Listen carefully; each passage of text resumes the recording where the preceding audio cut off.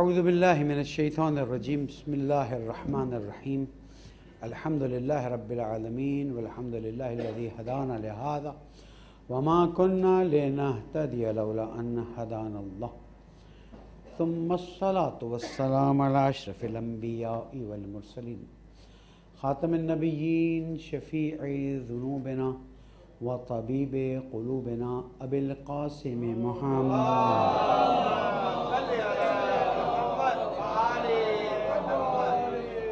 وعلى أهل بيته الطيبين الطاهرين المعصومين المظلومين الذين أذهب الله عنهم الرجس وطهرهم تطهيرا.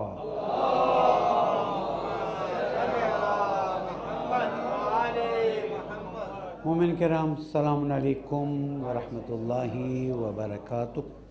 اوصیکم ونفسی بتقوی اللہ ونظم امرکم. پہلے اپنے آپ کو پھر آپ سب کو نصیحت کرتا ہوں، وصیت کرتا ہوں، اللہ کی پرواہ کیجیے، اللہ کا احترام کیجیے، اللہ کے حضور میں گناہوں سے پرہیز کیجیے اور اللہ کی نعمتوں پر شکر کیجیے. پالنے والے تیری نعمت پر شکر کی توفیق عطا فرما. ہم سب کو کورونا کے شر سے محفوظ فرما دے. ہم سب کی عاقبت بخیر فرما دے. درود پڑھ دیں محمد.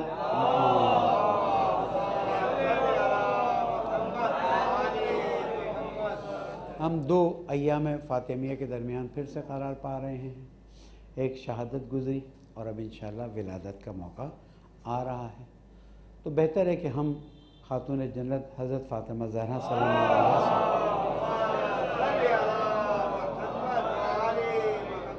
دین کی امور کو سمجھنے کی کوشش کریں اور دیکھیں کہ انہوں نے ہمیں کس طرح سے دین کی امور کو سمجھانے کی کوشش کی ہے. یہ جو خطبہ فدق کے نام پر مشہور ہے، وہ نام تو خطبہ فدق ہے، لیکن خاتون جنت نے معارف دینی کو اس میں بہترین طریقے سے سمجھایا ہے.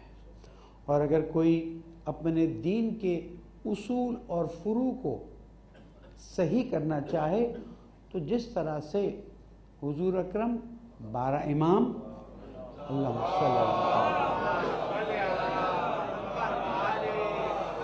ہمارے لیے حجت قرار پائیں، اسی طرح سے خاتون جنت ہمارے لیے حجت قرار پائیں. اور کوئی یہ نہیں کہہ سکتا کہ یہ تو امام نہیں تھی. نہیں، یہ امام ہوں یا نہ ہوں، جو 11 اماموں کی ماں ہوگی اس کی حیثیت اپنی جگہ پر. اور پھر حضور نے مہر لگا دی. پچھلے ہفتے میں نے عرض کیا تو حضور نے مہر لگا دی کہ فاطمہ میرا ٹکڑا ہے. اور پھر آگے جس نے اس کو اذیت کی اس نے مجھے اذیت کی، جس نے مجھے اذیت کی اس نے اللہ کو اذیت کی. یہ کہہ کے بیان کر دیا کہ دیکھو اگر فاطمہ زہرا سلمہ کے بارے میں اگر تم نے ذرا بھی کوتاہی کی تو تم کو قیامت میں سوال کیا جائے گا، تم سے پوچھا جائے گا اور تمہیں جواب دینا پڑے گا. ایک درود پڑھ دیں محمد والے.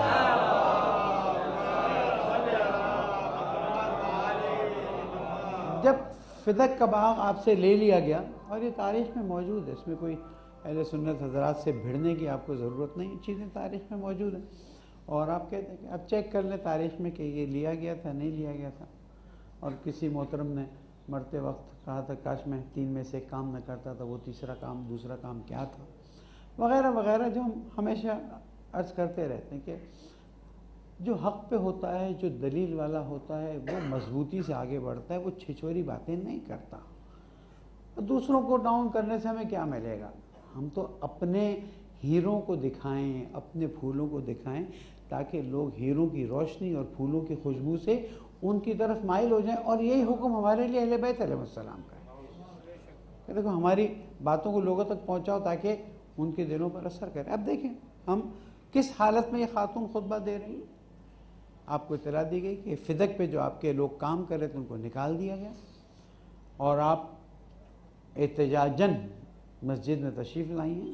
کبھی سوال کیجئے گا کہ اہل سنت کے ہاں مسجد میں خواتین کے جانے کے بارے میں کیا حکم ہے، تو آپ کو اندازہ ہو جائے گا کہ وہ اکثر اس کو منع کرتے ہیں. ایک گروہ جو کہتا ہے ٹھیک ہے، اکثر اس کو منع کرتے ہیں کہ نہیں عورت کی جگہ یہ ہے یہ ہے یہ ہے.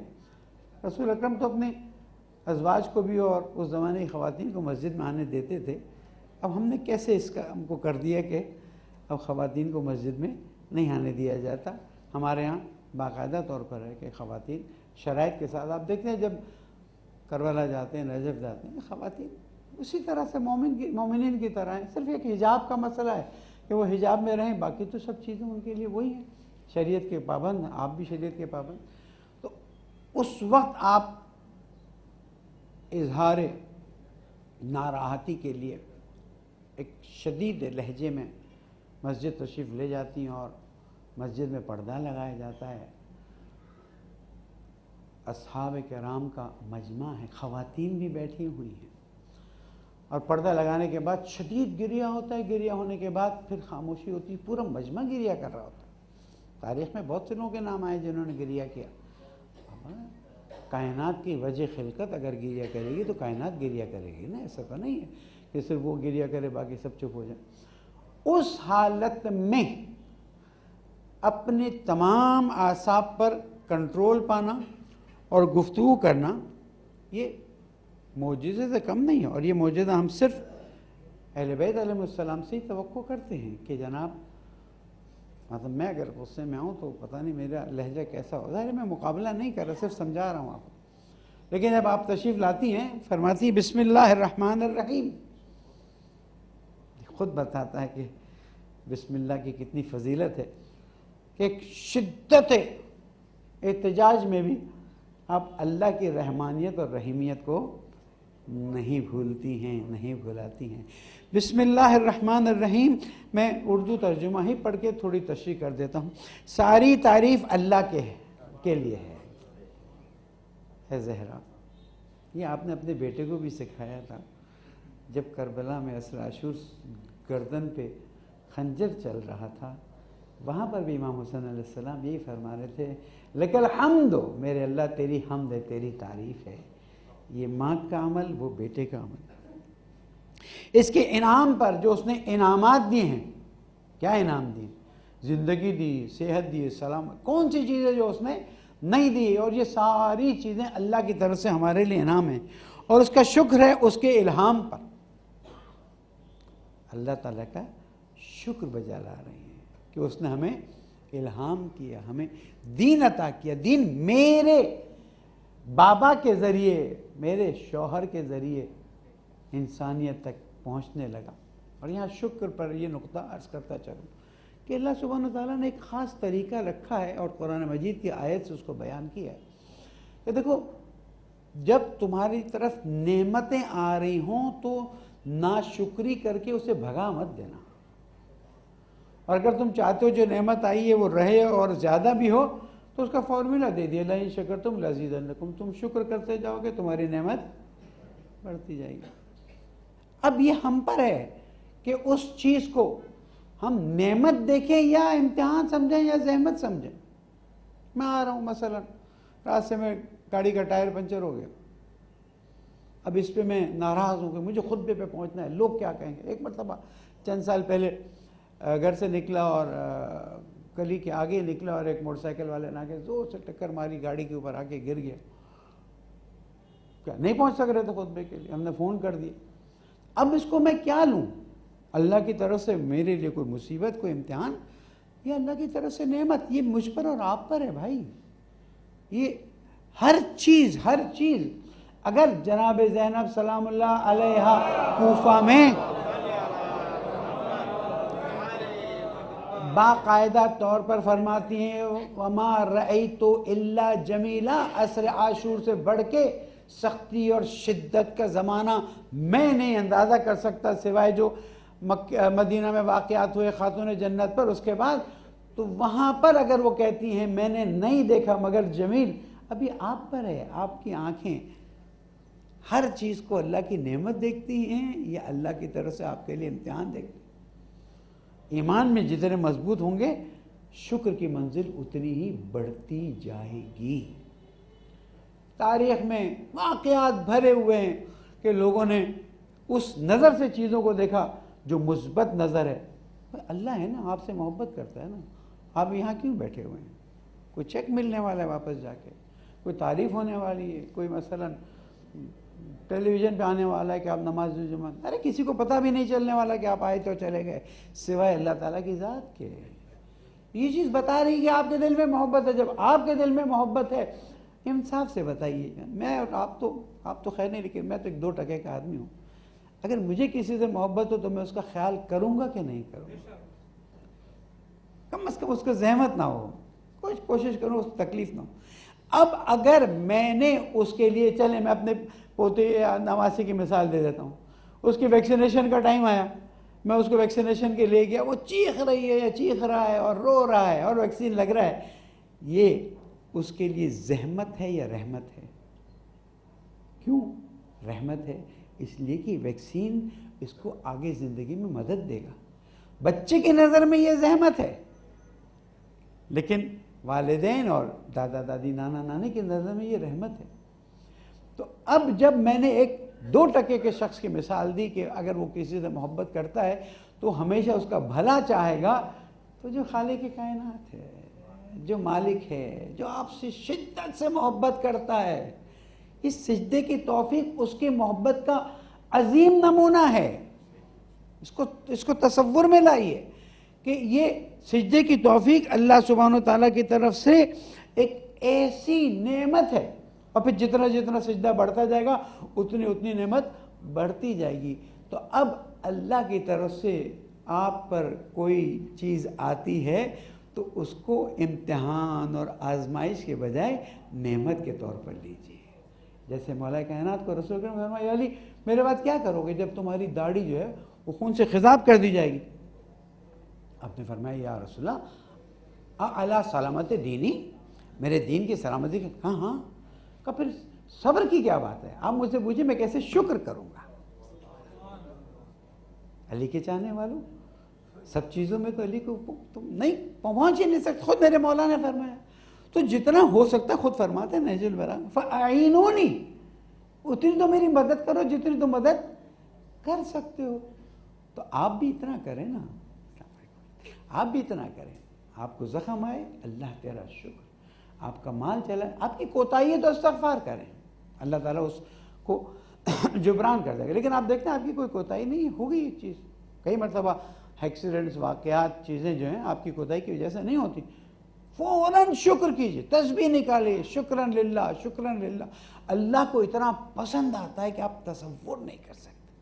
اسی پہ خاتون جنت فرما رہی ہیں، اور اس کا شکر ہے اس کے الہام پر. اس نے جو ہمیں الہام کیا ہے، جو ہدایت کے لیے راستے دیے ہیں، جو لوگوں کی ہدایت کے لیے ہمیں شمع بنایا. قرآن مجید میں دیکھیے کہاں کہاں پر اہل بیت علیہ السلام کا ذکر آتا ہے اور بتایا جاتا ہے کہ ہدایت کے سرچشمے ہیں.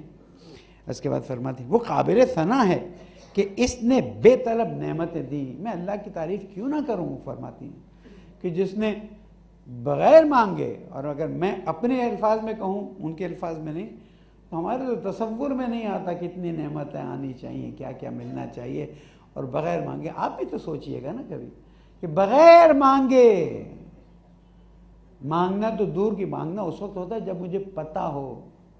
میں کسی سے پانی مانگتا ہوں اس وقت جب مجھے پیاس لگے، لیکن مجھے پتہ ہی نہیں کہ مجھے پیاس لگی ہوئی ہے تو میں مانگوں گا ہی نہیں. اور اللہ رب العزت کا تفضل یہ ہے کہ ہم مانگتے نہیں ہیں. وہ دیکھتا ہے کہ میرا بندہ میرے سامنے جھک رہا ہے، تو اب اس کی ضرورت کو میں خود پورا کروں نا. یہ یقین رکھیے، آپ ایمان کا حصہ بنائیے کہ جتنا آپ اللہ سے محبت کرتے ہیں اس سے لاکھوں نہیں کروڑوں درجے وہ آپ سے محبت کرتا ہے. کیوں؟ اس لیے کہ آپ نے اپنے آپ کو اس کے سامنے تسلیم کر لیا ہے، آپ نے اپنے آپ کو اس کے سامنے جھکا دیا ہے. اور یہی وہ تسلیم ہونا اور جھکانا عمل تھا جس کے بارے میں شیطان نے کہا تھا میں تیرے صراط مستقیم پر بیٹھوں گا اور تیرے بندوں کو بہکاتا رہوں گا. اللہ تعالیٰ نے کہا بیٹھ جا، اگر تو چاہتا ہے کہ میرے بندوں کو بہکا دے. وہاں سے کہتے فرشتوں یہ بندوں کو بہکائے گا، بندہ غلط راستے پہ چلا جائے گا، جب اسے احساس ہوگا کہ میں نے غلط کیا ہے توبہ کرے گا، میں اسے معاف کر دوں گا. ایک حدیث ہے، بعض مطلب دل نہیں چاہتا اس حدیث کو بیان کرنے کا، لیکن عرض کرتا ہوں. معصوم فرماتے ہیں کہ اگر بندگان خدا گناہ کرنا چھوڑ دیں، دیکھیں اس کا مطلب یہ نہیں کہ گناہ کی طرف چلا جائے انسان، ہو جائے تو امیدوار بن. اگر گناہ کرنا چھوڑ دیں اور اس کی وجہ سے توبہ کرنا چھوڑ دیں تو اللہ ایسی مخلوق کو خلق کرے گا جو گناہ کرے پھر توبہ کرے، اس لیے کہ اللہ کو معاف کرنا بہت پسند ہے. بہت سوالات اٹھتے ہیں اس بات پر. لیکن آپ دیکھیں معصوم، اگر آپ معصومین کی ہدایت پر چل رہے ہیں تو یہ چیزیں معصومین کی طرف سے ہمیں ملی ہوئی. اس کا مطلب یہ نہیں کہ بچہ مولانا اب ہم گناہ کریں گے تاکہ اللہ معاف کرے، یہ مذاق ہے. انسان ہے، گناہ ہو جاتا ہے، جا رہا ہے نامحرم پہ نظر پڑ گئی، ٹیلی ویژن پہ ایسی چیز آ گئی، 2 منٹ نظریں کھنچ گئیں، غلطی سے سوسائٹی میں بیٹھ کے غیبت کر لی، خدا نخواستہ کسی کا مال کھا لیا، فوراً توبہ، فوراً توبہ. اس لیے کہ ان اللہ یغفر الذنوب جميعا، اللہ تعالیٰ سارے گناہوں کو معاف کرنے کے لیے تیار ہے. شرط ایک ہے کہ آپ تسلیم ہو جائیں. جیسے آپ تسلیم ہوئے کہ غلطی ہو گئی، وہاں سے معافی کا دروازہ کھل گیا. اور اس نے ہمیں مکمل نعمتیں دیں اور مسلسل احسانات آئے جو ہر شمار سے بالا تر ہیں. یعنی اللہ تعالیٰ کے احسانات اتنے زیادہ ہیں کہ ہم شمار بھی نہیں کر سکتے. اور قرآن مجید میں اللہ تعالیٰ نے یہ سب آیات قرآن مجید کو اپنے الفاظ میں پیش کیا ہے کہ ہم جب اللہ تعالیٰ کی نعمتوں کو سوچنے اور سمجھنے کی کوشش کرتے ہیں تو وہاں پر گن نہیں سکتے. کئی مرتبہ عرض کر چکا ہوں، اس لیے زیادہ اس پوائنٹ پہ ویٹ نہیں کرتا کہ جتنا بھی آپ نعمت الہی کو گننے کی کوشش کریں آپ نہیں گن سکتے. اسی لیے عصر جمعہ میں درخواست کروں گا، ہماری کتاب حدیث صالحین میں، مفاد الکتاب میں، دوسری کتابوں میں، یوٹیوب پہ دعائے عشرات ہے. دعائے عشرات سوائے اللہ تعالیٰ کی حمد و ثنا کے کچھ بھی نہیں. یہ جو وہابی حضرات ہم پہ ٹونٹ کرتے ہیں نا کہ تم یہ کرتے ہو، تم یہ کرتے ہو، ان کو صرف دعائے عشرات دے دیں، تحفہ دیں، آپ پرنٹ آؤٹ دے دیں، باقی مت دیجیے گا کہ اس کی سمجھ میں نہیں آئے گا. اس لیے کہ کم ظرف انسان کو کم ظرف چیزوں کو ایسی چیزیں نہیں دی جاتی جو اس کے ظرف کے اندر نہ آئیں. تو یہ ایک تحفہ ہوگا دعائے عشرات، آپ بھی پڑھیے گا اور ترجمے سے پڑھیے گا. اس میں سوائے اللہ تعالیٰ کی حمد کے کچھ بھی نہیں. اور پالنے والے اتنی ہم کہ تیرے سوا کوئی گن نہ سکے، اتنا شکر تیرے سوا کوئی گن نہ سکے. اہل بیت علیہ السلام نے ہمیں دے دیا کہ بابا تم اللہ کی نعمت کو گن نہیں سکتے ہو، اس کی اعلیٰ جو تمہارے تصور سے باہر ہے وہ تمہیں عطا کر دیتا ہے. تمہیں اگر احساس ہو گیا تو اگر عربی نہیں پڑھ سکتے ہو، اردو بھی نہیں پڑھ سکتے ہو، موبائل بھی نہیں ہے، 1 سیکنڈ کے لیے سر سجدے میں ڈال دو پالنے والے، میں کیسے تیرا شکر ادا کروں. حضرت موسیٰ علیہ السلام نے کو اللہ تعالیٰ نے کہا موسیٰ میری نعمتوں پر شکر کیوں نہیں کرتے ہو؟ بولنے والے تیری نعمت اتنی زیادہ ہے میں کیسے شکر کروں؟ کیا تم کو یہ احساس ہے کہ یہ نعمتیں میں نے تمہیں دی ہیں؟ کہاں پالنے والے، ورنہ میں کیسے تیرا بندہ کیسے رہوں اگر مجھے احساس نہ ہو؟ کہا موسیٰ تجھے پتہ ہے یہ سب سے بڑا شکر کا طریقہ ہے کہ تمہیں احساس ہو کہ نعمت اتنی زیادہ ہے. لیکن کیا کریں، کھانے پہ بیٹھتے ہیں بھول جاتے ہیں، گاڑی میں بیٹھتے ہیں بھول جاتے ہیں، سفر کرتے ہیں بھول جاتے ہیں کہ بابا یہ نعمت ہے، سلامتی سے پہنچنا بہت بڑی نعمت ہے، اس پر شکر کرو. بیماری آئی ہے اس پہ بھی شکر ادا کرو، اور جب وہ بڑی بڑی چیزیں آئیں تو اس پہ تو زیادہ شکر ادا کرو. یہ کہیں ناشکری سے ہاتھ سے نہ چاہیے.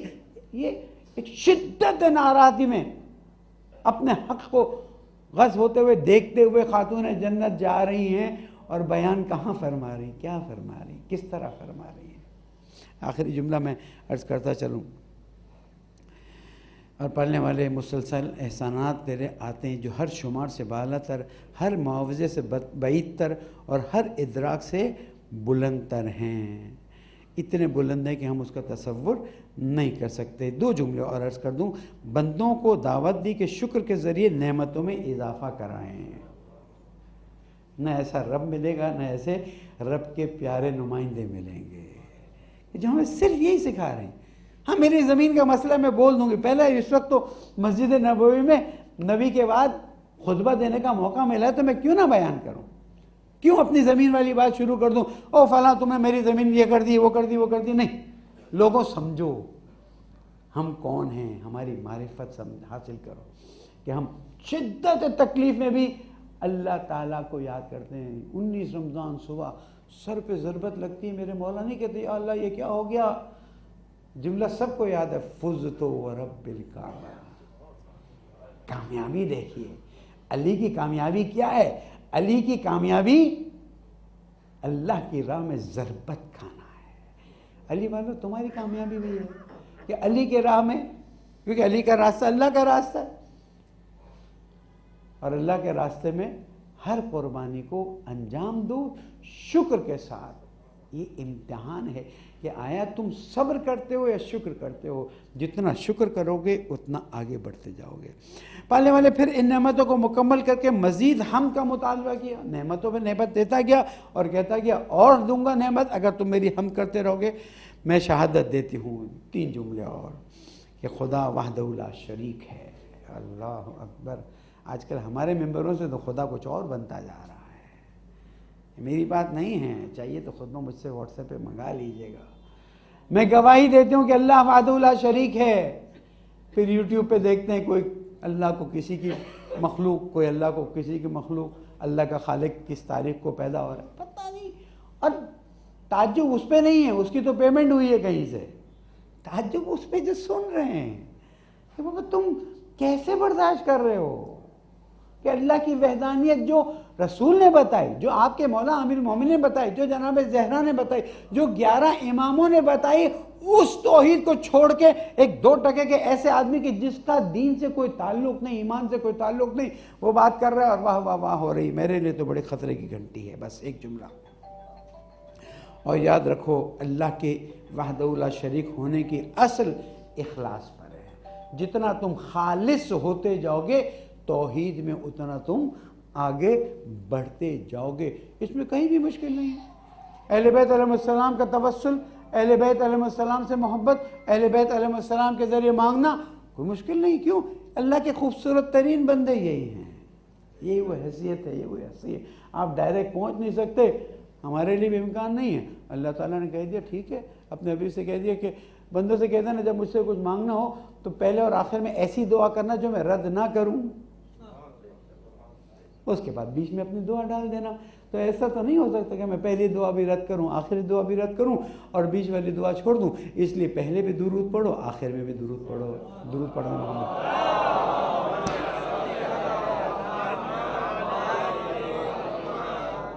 بس میں یہیں پر اپنی گفتگو ختم کرتا ہوں. پالنے والے ہمیں اہل بیت علیہ السلام کے بتائے ہوئے طریقے پر چلنے کی توفیق عطا فرمائے. پالنے والے ہمیں اس راستے پر مضبوطی سے ثابت قدم رہنے کی توفیق, اپنے بچوں کی بھی اچھی تربیت کی توفیق عطا فرمائے. پالنے والے ہمارے پیارے ملک کو امن کا گہوارہ بنا, ہم سب کو کورونا کے شر سے محفوظ فرمائے. جو بیمار ہو گئے انہیں شفا کامل عطا فرمائے. اے رب العزت ہمیں اہل بیت علیہ السلام کی محبت پر موت عطا فرما دے.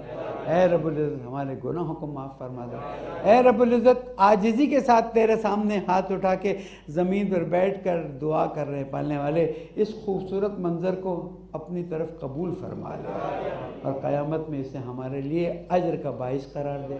ہماری حاجات کو روا فرما, مرحومین شہداء کے درجات کو بلند فرما, زمانے کے امام کو ہم سے راضی فرما, ان کے ظہور میں تعجیل فرما. بسم اللہ الرحمن الرحیم. اذا جاء نصر اللہ والفتح ورأیت الناس يدخلون فی دین اللہ افواجا فسبح بحمد ربک واستغفرہ انہ کان توابا. صدق اللہ العلی العظیم.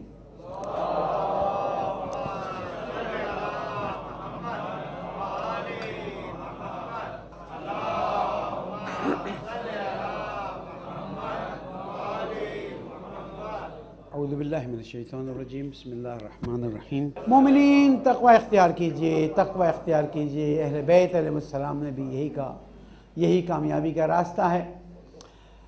الحمدللہ ایام فاطمیہ, ایام شہادت خاتون جنت بہتر طریقے سے انجام پایا, لیکن کچھ نامناسب چیزیں بھی ہوئیں. میں بند الفاظ میں ایک پیغام دینا چاہتا ہوں اپنے آپ کو نہیں, کہ اگر تم نے دین کے ذریعے دین کو مس یوز کرتے ہوئے اپنے مفادات حاصل کرنے کی کوشش کی تو خاتون جنت تمہیں معاف نہیں کرے گی. ہے میرے پاس رپورٹ, لوگ اسائلم کے لیے ممبروں کو استعمال کرنے جا رہے ہیں. کسی کو اگر میری بات, میں کسی کا نام نہیں لے رہا, میں کوئی بات نہیں کہہ رہا, لیکن ایک راستہ کھلتا ہوا لوگوں کو نظر آ رہا ہے کہ اگر ہم اس طرح کا کام کر لیں گے تو اسائلم ملے گا. میں حسن ظن رکھتا ہوں لوگوں سے کہ انہوں نے جو باتیں کی ہیں, جہاں باتیں کی ہیں, جو باتیں کی ہیں, وہ سوائے اللہ کی خوشنودی کے اور اہل بیت کی خوشنودی کے لیے نہیں کی ہوئی. لیکن احتمالات آئے ہیں اور ثبوت بھی آتے جا رہے ہیں. خدا را خیانت کرو لیکن دین کے ساتھ نہیں. خیانت کرو اپنے ساتھ، اپنی دنیا خراب کرو، اپنی آخرت خراب کرو۔ جب تم ممبر پر آ کر ایسی باتیں کرتے ہو، میں کسی بھی حقیقت کا منکر نہیں ہوں، میری بھی ایام فاطمہ کی مجالس تھی، ریکارڈ ہیں، سن لیجئے، فیس بک پہ یوٹیوب پہ موجود ہیں، سن لیجئے۔ میں کسی بھی حقیقت کا منکر نہیں ہوں۔ جو تاریخ میں واقعات جناب زہرا پہ ظلم ہوئے ہیں، میں نے خود بھی بیان کیے، میں نے بتایا تھا کہ میں نے اپنی ابتدائی دینی تعلیمات میں تحقیقات کی تھی تاکہ میرا ایمان مضبوط ہو، لیکن ان واقعات کو منفی انداز میں بیان کر کے اور آپ آئیں اور کوشش کریں کہ مثلاً جب ہمارے خلاف چیزیں ہوں گی تو ہم وہاں پر فائل بھیجیں گے کہ بھئی ہم مصیبت میں، ہمیں نکال لو۔ وہ ایک نکل گیا، ہر کوئی نہیں نکل سکے گا۔ درود پڑھ دیں محمد۔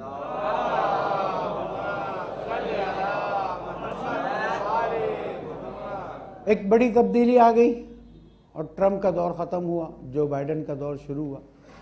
اور آپ دیکھیں ٹرمپ کے جانے کے پہلے دن ہی جو بائیڈن نے ٹرمپ کے بہت سے فیصلوں کو تبدیل کر دی اور واپس اسی طرف لے آیا۔ لیکن میں ایک نصیحت کروں آپ کو، ٹھیک ہے اس نے مسلمانوں کی انٹری کو کھول دیا، دوسرے اچھے اچھے کام کیے، لوگ خوش ہو رہے کہ جناب دیکھو اچھا ہو رہا ہے۔ جن کی بنیادیں جو ہیں نا زائونسٹ طاقتوں کی بلبوتے پر چلتی ہوں نا، ان سے آپ خیر کی توقع مت کیجیے گا۔ یہی پارٹی تھی، اگر میں غلط نہیں کہہ رہا، ڈیموکریٹک، جس نے عراق کی جنگ شروع کرائی، جس نے شام کی جنگ شروع کرائی، جس نے خلیج کو تباہ کیا۔ کیوں؟ تاکہ وہاں سے ری بلڈنگ، فائنینس، چیزیں آئیں، اسلحہ بکے اور بہت سی مسائل۔ جو ہمارے جوان ہیں تھوڑا سا تحقیق کریں نا، history of democratic party, history of Republican party, تو آپ کو اندازہ ہو جائے گا۔ ریپبلکن نے جنگ نہیں شروع کی تو اس کے مقابلے میں بہت سے گن کر دیے۔ اب دیکھیں ڈونلڈ ٹرمپ کا ٹویٹر اکاؤنٹ بند کیا گیا کہ جناب اس نے اپنے کانگریس پہ حملہ کروایا۔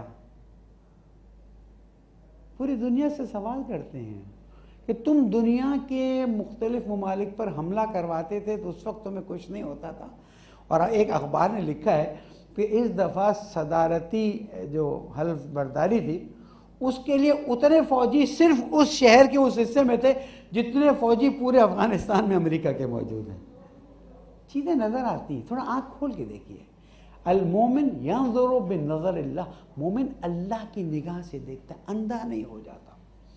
میں سمجھتا ہوں کہ اس کے آنے سے پاکستان کے مسائل بڑھیں گے۔ مجھے نہیں معلوم کہ وہ نیوکلیئر کانٹریکٹ پھر سے کرے گا نہیں کرے گا، چیزیں آ رہی ہیں سامنے، لیکن میں سمجھتا ہوں کہ پاکستان کے مسائل بڑھیں گے اور حکومت پاکستان کو فیصلہ کرنا پڑے گا کہ آیا ان معاملات میں جھکنا ہے، جیسے ایک صاحب جھک گئے اور ہمارے لیے مصیبت کھڑی کر گئے۔ ایک پہلے جھکے تھے جو جہاز میں پھر چلے گئے دنیا سے، انہوں نے جو کیا وہ آپ کو پتہ ہے، اور ایک بعد میں جھکے تھے، اس کے جو اثرات 9/11 کے بعد تھے۔ حکومت کے جتنے لوگ میری آواز سنیں، کہیں سنیں، یہ جان لیں جب تک آپ کی حکومت ہے آپ ذمہ دار ہیں، اور جب حکومت ختم ہو جائے گی آپ جواب دہ ہیں۔ نہیں ہو سکتا کہ آپ کہیں کہ جناب ہم جواب دہ نہیں ہیں۔ میں حکومت سے درخواست کرتا ہوں، یہ نیب کے ڈرامے اور پتہ نہیں ایون فیلڈ کے ڈرامے اور کیا کیا ڈرامے، اور میڈیا سے بھی درخواست بند کریں، ختم کریں۔ کچھ ہے آپ خود کر کے سب فیصلہ کر کے ہمیں بتائیں۔ یہ شروع سے ایک لال بتی کے پیچھے لگایا جاتا ہے، وہ فلاں وہ فلاں وہ فلاں۔ ہمارے اپنے روڈوں کے مسائل، پانی کے مسائل، گھروں میں گٹر ابل رہی ہیں، کوئی اس کو ٹھیک کرنے والا نہیں ہے۔ لاہور گندگی میں اٹا تھا، اب جا کے صاف ہوا۔ عوام کے مسائل کو حل کرو۔ میرے مولانا فرماتے ہیں عوامی طاقت اصل طاقت ہوتی ہے۔ اگر تم نے عوام کو خوش رکھا تم آگے بڑھ جاؤ گے۔ اور واقعاً اللہ تعالیٰ تم سے حقوق العباد کے بارے میں پوچھے گا کہ تم کو ووٹ اس لیے دیا گیا تھا کہ تم وہاں پر بیٹھ کے اس طرح کی شرارتیں کرو یا اس طرح کے مسائل کھڑے کرو۔ عوام کے مسائل کو حل کرو، عوام کے درد کو حل کرو، خود بخود حل ہو جائے گا۔ ہم اس بات کی طرف توجہ کر رہے ہیں کہ ویکسینز کے منفی اور مثبت اثرات ظاہر ہونا شروع ہو گئے ہیں۔ ناروے میں ویکسین لگانے کے بعد 23 یا 32 لوگ جو ہیں وہ انتقال کر گئے ہیں۔ تو ویکسین کے بارے میں تھوڑا سا حوصلہ کیجئے گا اور تجربے ہو جائیں، ایسا نہ ہو کہ ہم گنی پگ بنیں اور پھر ہمارے لیے میں منع نہیں کرتا، لیکن رہبر معظم نے بھی ان ویکسینز کے امپورٹ کو منع کر دیا ہے۔ پتہ نہیں کون کیا تجربے کرنا چاہ رہا ہے۔ پولیو ویکسین کا بھی تو یہی مسئلہ تھا نا، اگر آپ پولیو ویکسین کو بالکل صاف شفاف رکھتے تو ہر بچے کے لیے استعمال کر جاتے. آج کیوں پولیو ویکسین کے لگانے والے پولیس کے ساتھ آتے ہیں؟ پھر بیچارہ ایک سپاہی بھی کچھ دنوں پہلے KPK میں مارا گیا. لوگوں کو شک ہے کہ پولیو ویکسین کے اندر کچھ اور بھی ملایا جاتا ہے. یہ پوری نسلوں کے مسائل ہوتے ہیں. اس سے آگے نہیں کہنا چاہتا. میں کہتا ہوں پولیو ویکسین ہونا چاہیے, پلانا چاہیے, لیکن جو ہمارے شکوک و شبہات ہیں اس کو کون دور کرے گا؟ ہم کیسے عوام سے کھل کے کہیں؟ ہم سے کہا گیا کہ آپ پولیو ویکسین کی کھل کے حمایت کریں. میں نے کہا آپ ہمیں پولیو ویکسین ایک اوپن ایسی لیبارٹری سے چیک کرانے دیں جو کسی طرف جھکاؤ نہ رکھتی ہو, پھر ہم ساتھ دینے کے لیے تیار ہیں. وہ آپ کرنے کے لیے تیار نہیں. بہرحال ویکسینیشن اپنے بچوں کے کروائیں, کوشش کریں کہ ان مسائل کو آپ ایک بہتر انداز میں حل کر سکیں. ایک مسئلہ اس وقت پتہ نہیں سوشل میڈیا میں ایک دم سے اٹھ گیا ہے, تو لوگوں نے توقع کی ہے کہ میں اس کا جواب دوں. دیکھیں, یہ جو کرپٹو کرنسی اس وقت چل رہی ہے, جس کو ہم الیکٹرانک کرنسی کہہ دیں, ورچوئل ورلڈ کرنسی کہہ دیں, بٹ کوائن اس کی بڑی مثال ہے, دوسرے تقریباً 17-18 اور بھی نام کے ایک کرنسی چل رہی ہیں. اکثر مراجع کرام نے تو اس سے منع کیا ہے فعلاً کہ اس کو آپ استعمال نہ کریں. آیت اللہ خامنئی حفظ اللہ تعالیٰ نے فرمایا ہے کہ اگر یہ ملک کے قانون کے خلاف نہیں ہے تو اس کو آپ آگے بڑھا سکتے ہیں. اور آیت اللہ العظمیٰ شبیری زنجانی نے فرمایا ہے کہ اگر اس سے مارکیٹ میں کوئی بہت بڑا نقصان ہونے کا ڈر نہ ہو یا کسی قانون کی خلاف ورزی نہ ہو تو یہ کر سکتے ہیں. میں کہوں گا تھوڑا ٹھہر جائیے. بٹ کوائن کو بھی 10 سال ہی ہوئے ہیں, اور چند سال پہلے جو ایک دم قیمت اوپر گئی نیچے گئے, نقصانات ہونے کا زیادہ ڈر ہے. اور اگر آپ آیت اللہ, کیونکہ باقی سب نے احتیاط واجب کا ہے, آپ آیت اللہ شبیر زنجانی کی تقلید کر کے اگر خریدنا بھی چاہتے ہیں کرپٹو کرنسی, تو ان کرپٹو کرنسیز کے اوپر جائیے کہ جس کے نوسانات اونچ نیچ کم ہیں. کمانے کا سب کو شوق ہے, کوئی منع نہیں کرتے. زمین کی بھی قیمتیں اوپر نیچے ہوتی ہیں, سونے کی بھی اوپر نیچے ہوتی ہیں, لیکن کرپٹو کرنسی کی قیمتیں ذرا زیادہ اوپر نیچے ہوتی ہیں. اس والے کرپٹو کرنسی کو لیجئے گا آیت العظمیٰ شبیری زنجانی کے فتوے پر عمل کرتے ہوئے. پھر کل کو کوئی کہہ دے میں سمیع صاحب آپ اپنی بات بتا دیتے ہیں. نہیں, میرا تو بالکل کچھ اور ہی ہے, آپ میرے مقلد نہیں کہ میں آپ کو بتاؤں. لیکن آیت العظمیٰ شبیری زنجانی نے فرمایا کہ اگر اس سے کوئی بہت بڑا اقتصادی نقصان نہیں ہوتا, علیکم السلام ورحمۃ اللہ, یا کسی ملک کے قانون کی خلاف ورزی نہیں ہوتی. دنیا کے 38 ملکوں نے اس کے استعمال کی اجازت دی ہے. جاپان میں باقاعدہ آفیشیل ایکسچینج بنے ہوئے ہیں. تو جو اس میں کام کرنا چاہتے ہیں احتیاط واجب کے طور پر اگلے مرجع کی طرف جا سکتے ہیں. وہ آیت اللہ شبیری زنجانی ہے, کوئی مشکل نہیں. پالنے والے تجھے محمد و آل محمد کا واسطہ ہم سب کی توفیقات میں اضافہ فرما. پریشان ہیں, مشکلات میں, اتنی حاجات ہیں کہ کوئی تصور نہیں. لیکن تو کریم, تو رحیم, تو مہربان ہے. پالنے والے تجھے محمد و آل محمد کا واسطہ ہماری ان حاجتوں کو روا فرما, ہماری ان پریشانیوں کو دور فرما. ہمیں اپنے مکتب کا دفاع کرنے کی توفیق عطا فرما. پالنے والے تجھے محمد و آل محمد کا واسطہ جو دین سے کھلواڑ کر رہے ہیں, اگر ہدایت کے قابل نہیں تو انہیں اپنے راستے پر گامزن کر دے.